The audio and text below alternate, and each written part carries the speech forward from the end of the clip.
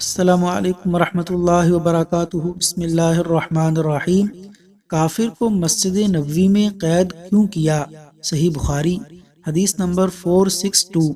رسول اللہ صلی اللہ علیہ وسلم نے کچھ سوار نجد کی طرف بھیجے جو تعداد میں 30 تھے۔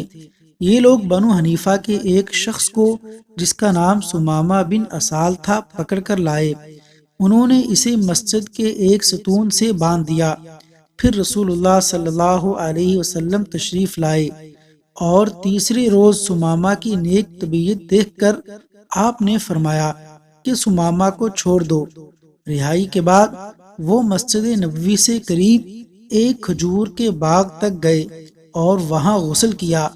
پھر مسجد میں داخل ہوئے اور کہا اشہد ان لا الہ الا اللہ وان محمد رسول اللہ، میں گواہی دیتا ہوں کہ اللہ کے سوا کوئی معبود نہیں اور یہ کہ محمد صلی اللہ علیہ وسلم اللہ کے سچے رسول ہیں۔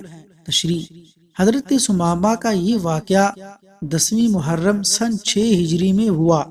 یہ جنگی قیدی کی حیثیت میں ملے تھے، مگر رسول اللہ صلی اللہ علیہ وسلم نے ازراہ کرم انہیں آزاد کر دیا، جس کا اثر یہ ہوا کہ انہوں نے اسلام قبول کر لیا۔ اللہ تعالی ہمارے اخلاق کو بہتر بنائے اور نبوی تعلیمات پر عمل کی توفیق دے۔